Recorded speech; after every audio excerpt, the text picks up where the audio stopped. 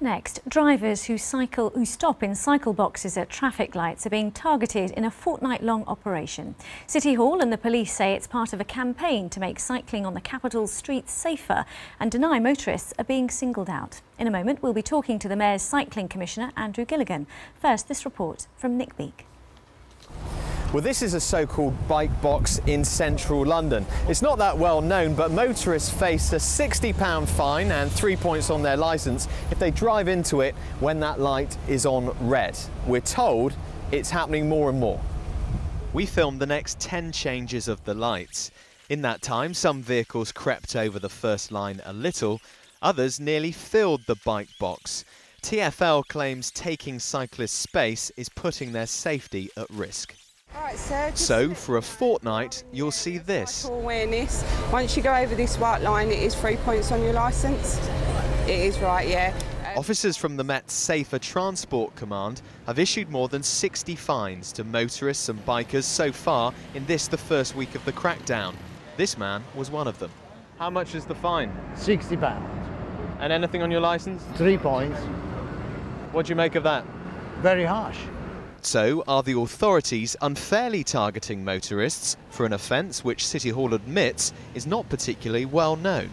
The intention is not to unfairly target motorists. I mean, the purpose of this today is to get people to understand, plan ahead a little bit.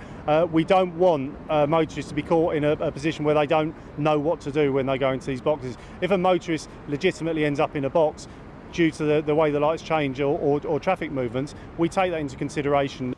And the police insist they're not singling out motorists. So far this week, they say they've given more than 50 cyclists fines, £30 a time for jumping red lights. Cycling campaign groups say they want better overall enforcement, though. I think this level of enforcement is a bit overdue. These things have been on London streets for 18 years, and it would be easier if there was a better way of enforcing them, perhaps giving the enforcement control to the boroughs. The relationship between drivers and cyclists is often strained, to say the least. But the Mayor's Cycling Commissioner says tougher action on offences by both parties is the way forward. Nick Beak, BBC London News. And the Mayor's Cycling Commissioner, Andrew Gilligan, joins us now. Very good evening to you. We heard there that you're talking about tougher enforcement on both motorists and cyclists. How are you going to do that? Well, half of all cyclist deaths are caused by lorries, and this is one of the most effective things we can do in the short term to reduce that.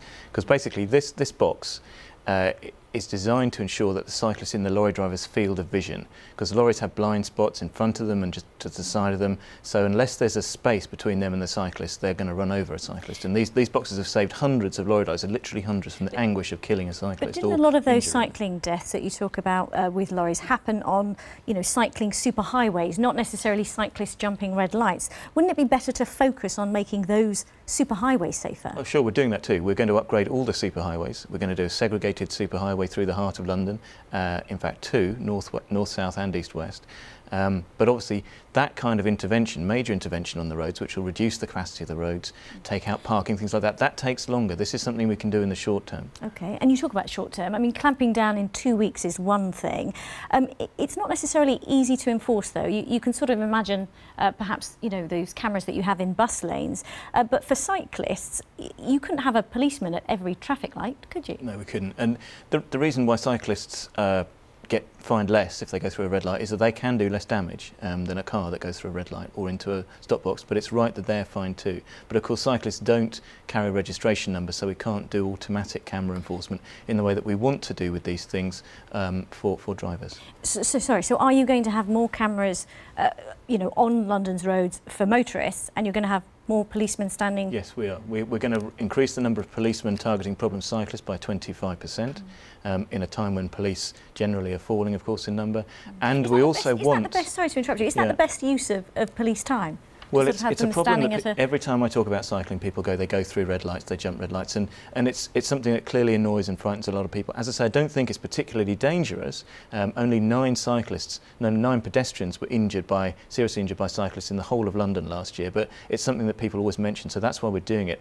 We also want to ask the government for the power to enforce these bike boxes with our own cameras in the same way as we already enforce bus lanes. That's something we can't do at the moment, but we want to do that in the future. Talking of of the government. We spoke about 5 months ago about the Mayor's £1 billion cycling vision. Only a third of the money was guaranteed then. How are you getting on now, given that the government's already cut TfL's budget by a third? The Mayor said on the record that every penny of the cycling budget is protected in the CSR cuts. Even though he doesn't actually have that money?